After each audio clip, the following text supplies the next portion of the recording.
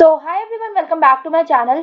आज की वीडियो में हम बात करने वाले हैं ह्यूमन रिसोर्स मैनेजमेंट के एग्जाम के बारे में, जो कि बीकॉम ऑनर्स का एग्जाम है एंड मेनली 21 जुलाई को है और 6 अगस्त को है। इसके अलावा भी आपका किसी और डे पे भी एग्जाम है, तब भी आप इस वीडियो को देख सकते हो।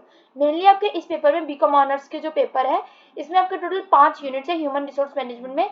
5 यूनिट्स में भी जो है हमारे पास यूनिट 1, 2, 3, 4, 5 आप भी देख सकते हैं। हम मेनली हम यूनिट 1, 2 एंड 3 इसके हम सारे इंपॉर्टेंट क्वेश्चन आंसर जो है वो इस वीडियो में कवर करने वाले हैं। बाकी हमारा सेकंड पार्ट होगा जिसमें हम यूनिट 4 एंड यूनिट 5 जो है वो कवर करेंगे। बिकॉज यूनिट 5 जो बहुत ज़्यादा लेंथी है, तो इसलिए मैंने इसका सोचा कि इसको हम एक बिल्कुल सेपरेट वीडियो में कवर करें। तो यूनिट 4 एंड 5 हमारा सेकंड पार्ट में होगा। इस वीडियो में मेनली यूनिट 1, 2 एंड 3 कवर करने वाले हैं। तो यूनिट 1 में हमारा पहला जो लेसन है वो है conceptual framework of human resource management. याद रखना ये चीज कि HRM का मतलब है ह्यूमन रिसोर्स मैनेजमेंट, कि कंसेप्चुअल फ्रेमवर्क क्या होता है ह्यूमन रिसोर्स मैनेजमेंट का। तो पहला जो है हम ये याद रख सकते हैं कि ह्यूमन रिसोर्स मैनेजमेंट के जो कंसेप्चुअल फ्रेमवर्क है, जैसे the fundamental principles, theories and the practices, जो कि गाइड करती है management of an organisation human resources. ये इंक्लूड करती है integration of various HR functions to achieve organisational goals. Elements जैसे कि जो की एलिमेंट्स होते हैं of the conceptual framework include करते हैं HR की प्लानिंग, ह्यूमन रिसोर्स जो भी होते हैं, जो HR होते हैं उनकी प्लानिंग एंड उनके जॉब एनालिसिस, डिजाइन करना, रिक्रूट करना कंपनी के लिए। जैसे एक नॉर्मल HR का क्या काम होता है कि लोगों को जो है कंपनी में लाना, नए नए जो एम्प्लॉयज है मतलब उनको हायर करना लोगों को, ताकि कंपनी के डेवलपमेंट में और ओवरऑल और एक प्रोग्रेस में बहुत ज़्यादा हेल्पफुल हो। उनकी परफॉर्मेंस मैनेज करना, कंपनसेशन देना एंड बेनिफिट्स वगैरह देना, एम्प्लॉय के साथ अच्छा रिलेशंस रखना, HR मैट्रिक्स एनालिटिक्स वगैरह को फॉलो करना। How does conceptual framework HRM contribute to organisational success. जैसे ह्यूमन रिसोर्सेज जो है, अगर जैसे ह्यूमन रिसोर्स जो मैनेजर्स वगैरह होते हैं, जो भी वर्क संभालते हैं पर्टिकुलरली, अगर वो अच्छे से अपना वर्क करेंगे तो इससे क्या होता है, जो लोग होते हैं वो भी बहुत ज़्यादा खुश होते हैं, जो भी एम्प्लॉयज होते हैं बहुत ज़्यादा हैप्पी होते हैं एंड दे आर ऑल्सो कि मतलब उन्हें भी जो होता है कि नहीं हमारे को और अच्छे से काम करना है, because this company is like very useful for us, और ये कंपनी हमारे को एक अच्छे लेवल तक लेकर जा सकती है। तो first we have is it helps in strategic HR planning by aligning human resources with the organization's overall strategic goals. ये इंश्योर करता है कि जो राइट टैलेंट है वो अवेलेबल हो to meet the current and future needs of the organisation. Secondly, वो guide करता है जॉब एनालिसिस में and design processes which help in defining clear job roles, responsibilities and performance expectations, कि लोगों के से आपकी क्या एक्सपेक्टेशंस है। देन यू हैव इज जो फ्रेमवर्क है जो कि एड करता है इन रिक्रूटमेंट प्रोसेसेस या रिक्रूटमेंट सिलेक्शन प्रोसेसेस में, अनेबल करता है organisation to attract and higher qualified individuals जो कि उस जॉब रिक्वायरमेंट्स के लिए फुलफिल है या फिर वो फिट बैठते हैं, एंड ऑर्गेनाइजेशन कल्चर। मोरओवर ये फैसिलिटेट करते हैं training and development initiatives to enhance employees skill and competency. Next question मतलब नेक्स्ट लेसन में हम आ जाते हैं, दैट इज लेसन 2, जिसे हमारा है introducing to human resource management. So introducing to human resource management हमारा पहला इंपॉर्टेंट क्वेश्चन आ जाता है, दैट इज कि कौन कौन से मेन फंक्शंस होते हैं, की फंक्शंस होते हैं HRM के, ह्यूमन रिसोर्स मैनेजमेंट के। तो पहले तो यह है कि रिक्रूट करना और सिलेक्शन करना, एक इंडिविजुअल को हायर वगैरह करना, वो सारा काम उनका होता है। देन उनको ट्रेन करना है एंड कंपनी के डेवलपमेंट के हिसाब से उनको स्किल्स वगैरह सारी जो है वो प्रोवाइड करना। Then you have is performance appraisal, evaluate करना एम्प्लॉय की जॉब परफॉर्मेंस को एंड प्रोवाइड करना उसे विद अ गुड फीडबैक, या फिर जो भी उसके लिए फीडबैक अच्छा है वो, ताकि वो इम्प्रूव कर सके। Then we have is compensation and benefits, अगर कोई मतलब ऐसा है कि जिसको कंपनसेशन देने की जरूरत है तो वो सब कुछ बताना एंड देन बेनिफिट्स देना एंड अट्रैक्ट करना, मोटिवेट करना, रिटेन करना एम्प्लॉयज को, मतलब ये ना हो कि एम्प्लॉयज जो वो छोड़कर जाए। Then we have is employee के रिलेशंस, सो मैनेज करना relationships between employees and the organisation, foster करना एक positive work environment and address करना एम्प्लॉय के कंसर्न एंड ग्रीवियंसेस को। Then we have is HR की प्लानिंग, सो HR जो planning होती है उसमें फोरकास्टिंग होती है and aligning human resource needs with the organisation strategic objectives. Then we have is job analysis and design, so analyse करना job roles को, define करना रिस्पॉन्सिबिलिटीज एंड रिक्वायरमेंट्स को एंड स्ट्रक्चर करना jobs to optimise productivity and performance. HR metrics and analytics, so collect करना and analyse करना HR data to gain insights and make informed decisions regarding workplace planning and management. Then हमारे एक और important question इसमें आ जाता है कि कौन कौन से ऐसे इमर्जिंग ट्रेंड्स है एंड चैलेंजेस है जो कि ह्यूमन रिसोर्स मैनेजमेंट में सर में देखे गए हैं। First is technology integration, so increase करना use of HRIS that is human resource information system, EHRM that is electronic human resource management tools, ताकि जो है हम स्ट्रीमलाइन कर सके HR प्रोसेसेस को एंड एनहेंस कर सके efficiency. Then we have is workforce diversity inclusion and inclusion, मतलब सो मैनेज करना एक डाइवर्स वर्क फोर्स को, प्रमोट करना इंक्लूसिविटी को एंड लिवरेजिंग करना the benefits and diverse perspectives and talents. Then we have is talent management, so identify करना, attract करना and develop करना एंड रिटेन करना एम्प्लॉयज की रिक्वायरमेंट्स वगैरह सब कुछ मीट करना. एंड सबसे मेन चीज होती है कि एक डेवलप करना है या फिर हम कह सकते हैं एम्प्लॉय को रिटेन करना, मतलब अपनी कंपनी में उसको उसी जगह पे रहने देना है, नॉट लाइक कि वो बार बार इधर से उधर कंपनियों में ट्रांसफर होता रहे. Remote work and flexible work arrangements, तो एक अडेप्ट करना चेंजिंग वर्क लैंडस्केप्स को, इंक्लूड करना वर्क रिमोट वर्क ऑप्शंस, मतलब कि जैसे घर से भी आप वर्क कर सकते हो वो, एंड फ्लेक्सिबल शेड्यूल्स, वो सब चीज़ें प्रोवाइड करना बहुत ज़्यादा ज़रूरी है while ensuring management and collaboration. Then we have is employee wellbeing, तो ये भी ख्याल रखना कि एम्प्लॉय को प्रायोरिटाइज करना है, बिकॉज एट द एंड वो ही होते हैं कि जो कि आपकी कंपनी को जो प्रोडक्टिविटी एंड एक अच्छी एंगेजमेंट देते हैं. Then we have is globalization and international HRM, so navigate करना कॉम्प्लेक्सिटीज को एंड मैनेज करना एक ग्लोबल वर्कफोर्स को, including cross cultural communication, compliance with international labour laws and expatriate management. Then you is ethical and social responsibilities, so ensure करना ethical practices in HRM, promote करना social responsibilities को and address करना ethical dilemmas in areas such as privacy, diversity and fairness. Then we have is future skills and continuous learning. So recognize करना the need of upskilling and reskilling employees, ताकि अगर कोई भी जैसे particular development हो रही है कंपनी में तो उनको भी पता हो कि क्या क्या चीज़ों के, मतलब जैसे अगर एक हम कह सकते हैं कि हर समय जो चेंजेस होते रहते हैं कंपनी में, तो वो चीज़ें उनको भी पता होनी चाहिए कि क्या क्या चीज़ें उनको अपनी मतलब पिच में या फिर अपनी क्या क्या चीज़ें उनको अपने वर्क में जो है चेंज करने की बहुत ज़्यादा ज़रूरत है.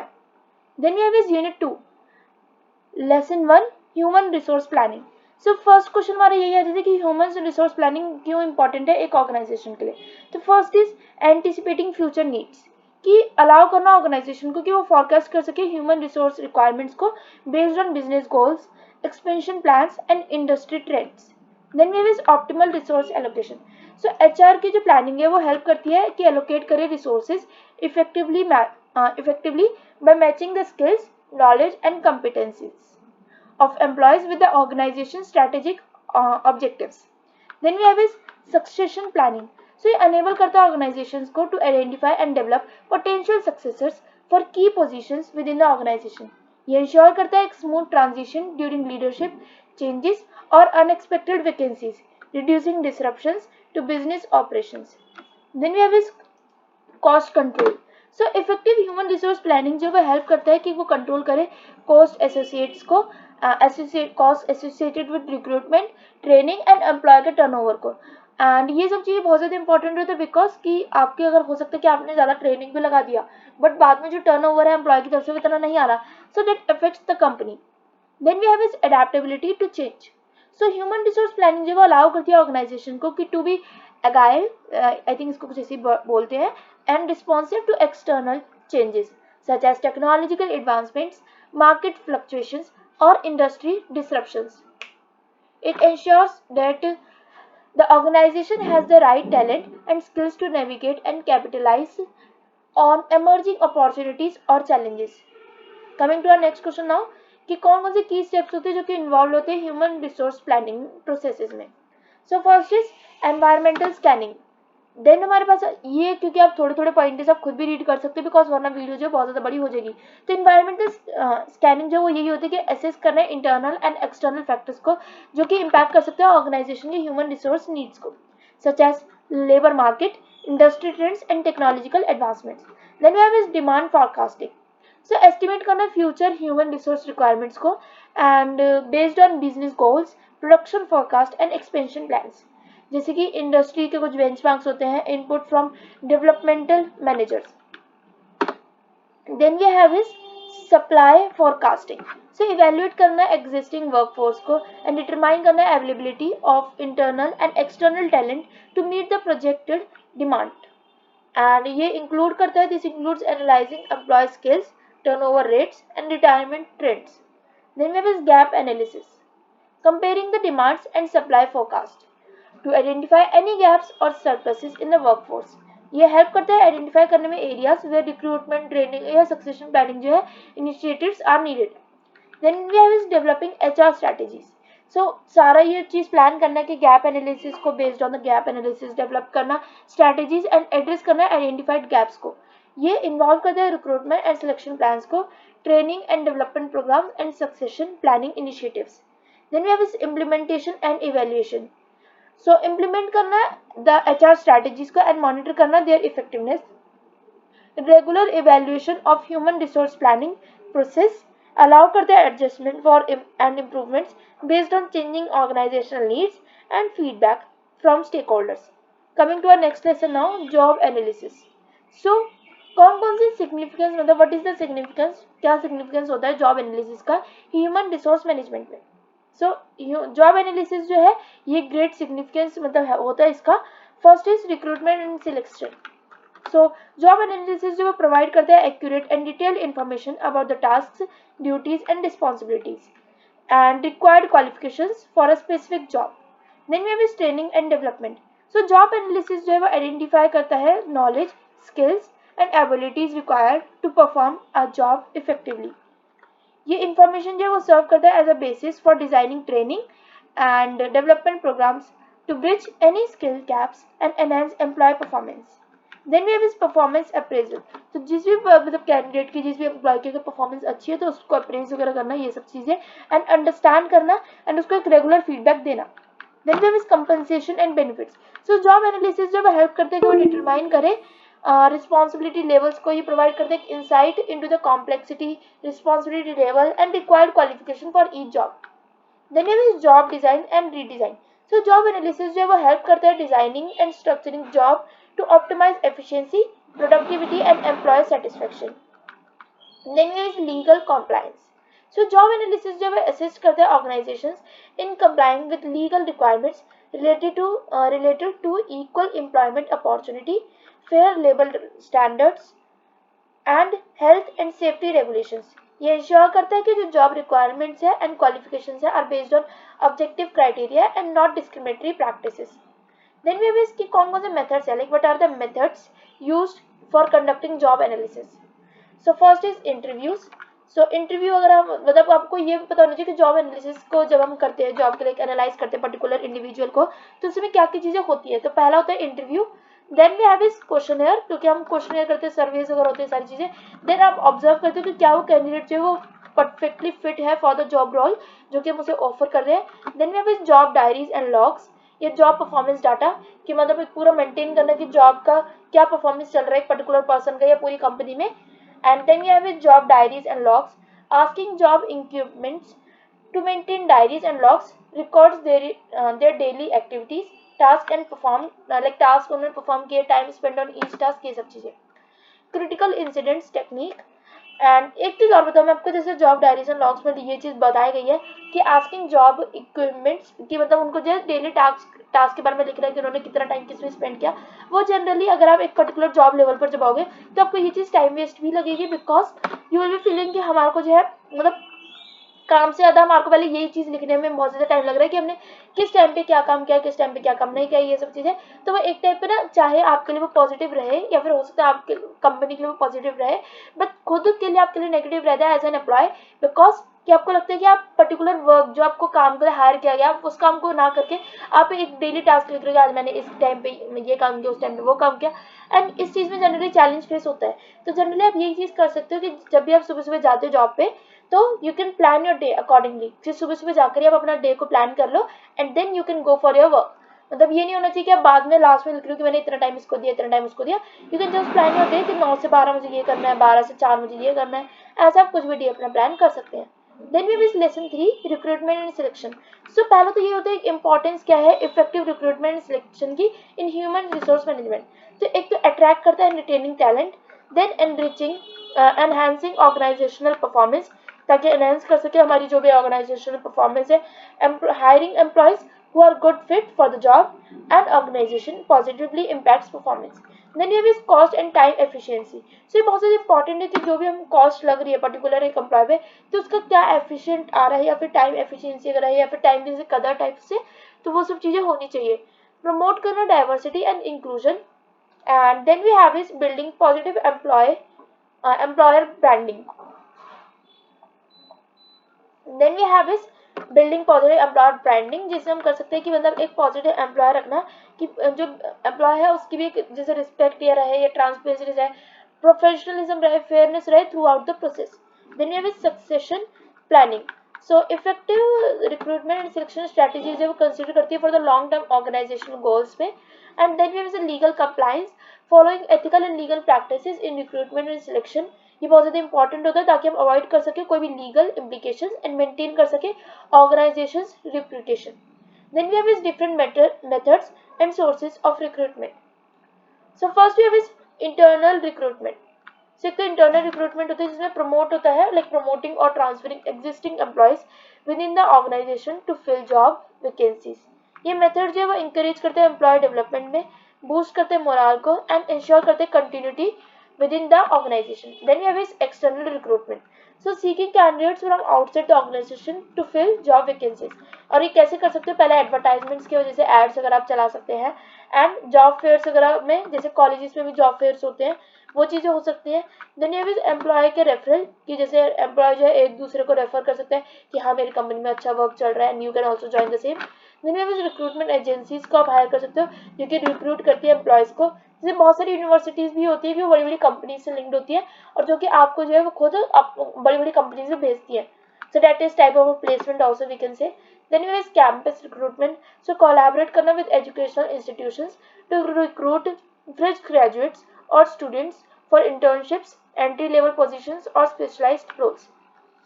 Then we have social media recruitment. So social media recruitment में आपका ये है leveraging social media platforms such as LinkedIn, Facebook, Twitter, इन चीज़ों को यूज़ करके. Then you have is direct applications, जो कि कैंडिडेट्स जो है जो भी मतलब इंटरेस्टेड है they can directly mail you और पोस्ट मेल वगैरह करके वो सब चीज़ें हो सकती है. प्रोफेशनल एसोसिएशन एंड नेटवर्क्स, जैसे लिंक्डइन पे भी हमारे नेटवर्क्स वगैरह होते हैं, उन चीज़ों से भी हो सकता है. Job posting on companies website, तो ये आप कंपनी के जो खुद का ऑफिशियल वेबसाइट है वहाँ पर भी आप जॉब पोस्ट कर सकते हो. Then you have in job scheduling and internship programmes, जैसे ऑफर करना जॉब शेड्यूलिंग अपॉर्चुनिटीज़ और इंटर्नशिप्स टू स्टूडेंट्स ताकि वो अपने फ्री टाइम में या फिर जब भी वो पढ़ाई के साथ साथ जो है अपने करियर पाथ को फॉलो कर सके या एक टाइप से एटलीस्ट नॉलेज ले सके. Then you have talent acquisition and software. So इसमें आपका जो है यूटिलाइज करना एप्लीकेंट ट्रैकिंग सिस्टम ATS और रिक्रूटमेंट सॉफ्टवेयर ताकि वो स्ट्रीमलाइन कर सके रिक्रूटमेंट प्रोसेस को, मैनेज कर सके एप्लीकेशंस को एंड आइडेंटिफाई कर सके suitable candidates efficiency को. Then we have is lesson 4 placement, induction and socialization. What is the importance of effective placement, induction and socialization of employees? So effective placement इन चीज़ों में यही हो सकता है सबसे ज़्यादा smooth onboarding. So placement, induction and socialisation वो ensure करता है कि न्यू एम्प्लॉयज जो है उनका एक स्मूथ और ट्रांजिशन हो into their roles and on the organization. ये हेल्प करता है कि वो उनको क्विकली अंडरस्टैंड कर सके जॉब रोल्स को, जॉब रिस्पॉन्सिबिलिटीज़ को, ऑर्गेनाइजेशन के कल्चर को, इस सब चीज़ों में. Then we have is employee के engagement and retention. So well planned placement and induction processes enhance करते हैं एम्प्लॉय के engagement by creating a positive first impression and setting clear expectations. Then we have is alignment and organizational culture. And next pointer you have is performance and productivity. तो proper एक placement होना कि ताकि वो ensure कर सके कि आपको जो प्रोडक्टिव हो फॉर द कंपनी एंड सारी स्किल्स, क्वालिफिकेशंस, इंटरेस्ट, ये सारी चीज़ें देख रहा. देन ये नॉलेज ट्रांसफर एंड लर्निंग कि employee to employee knowledge transfer वगैरह होना. देन ये टीम कोहेशन, ये भी यही होगा कि इफेक्टिवली टीम वर्क होना, फैसिलिटेट करना team work, collaboration and effective communication. And सबसे मेन होता है कि effective communication of the company की करेक्ट नॉलेज जा रही है टू द जिसके पास भी आप ये नॉलेज लेकर जाना चाहते हो. एम्प्लॉय का सेटिस्फेक्शन एंड वेलबींग को मेंटेन करना and reduction in onboarding costs. क्योंकि मेरे अगर आप ऑनबोर्डिंग कॉस्ट ज़्यादा लोगे तो जिसका मतलब ज़्यादा लगेगी उसमें, तो क्या होता है कि न्यू एम्प्लॉयज में जनरली ये नहीं होता कि हर एम्प्लॉय जो है ज्वाइन कर रहे हैं और उसमें अगर आप इतना पैसा लगाओगे तो वो चीज़ will not help. Then we have is what are the key components of an effective induction programme. So इसके लिए मैं आपको ये बोलूँगी कि ये आप खुद पढ़ सकते हो, बिकॉज ये आपके लिए बहुत ईजी होगा कि कौन कौन से की कंपोनेंट्स होते हैं इफेक्टिव इंडक्शन प्रोग्राम के। पहले यही होता है वेलकम एंड ओरिएंटेशन करना एक एम्प्लॉय के साथ, जॉब स्पेसिफिक ट्रेनिंग देना उसे, then introduction to team members की कौन कौन से टीम मेंबर्स में कौन कौन है और उन सबसे मिलवाना।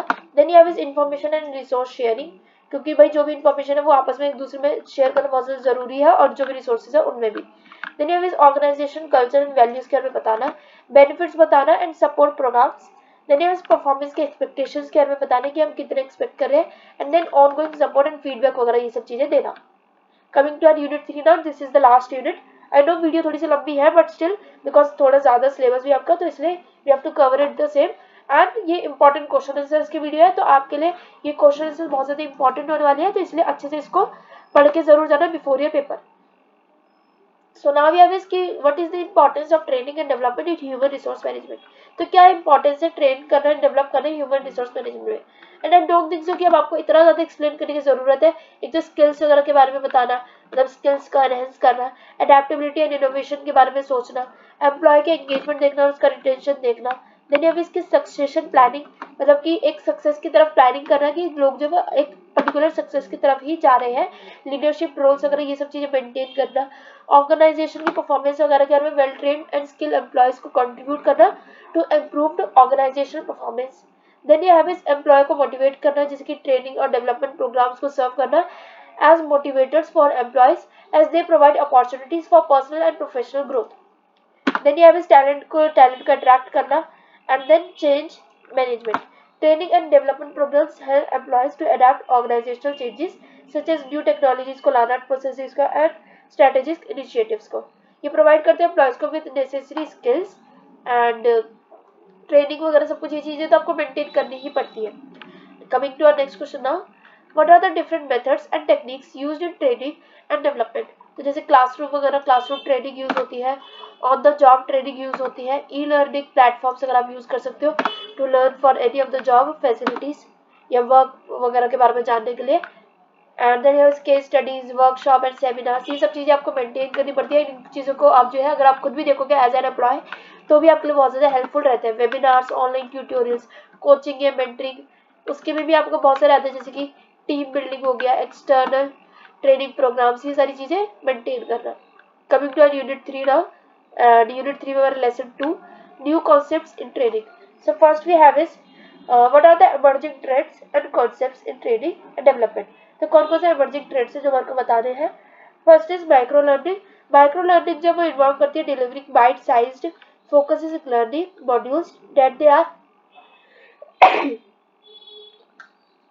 easy to consume and accessible on various devices. Then we have is gamification. तो कुछ कोड वगैरह हो गया मुझे, and we can continue the video here only because ज़्यादा कंटिन्यूएशन नहीं करेंगे, बिकॉज यू नो कि अब हमारा मोस्टली चीज़ आपको पता चल गई कि आंसर में आप क्या क्या चीज़ें कैसे लिखोगे। गैमिफिकेशन के बारे में आप पढ़ सकते हो, ये एक इंपॉर्टेंट क्वेश्चन है जो कि आपके पेपर में बन सकता है, एंड इसके बारे में आपको पढ़ना बहुत ज़रूरी है, तो वीडियो को पॉज करके ये चीज़ें पढ़ लेना। गैमिफिकेशन, वर्चुअल रियलिटी, VR जिसे कहते हैं। Then you have mobile learning, personalised learning paths, then you have social learning and data driven training, and उसके बाद आपके पास है कंटिन्यूस लर्निंग एंड डेवलपमेंट।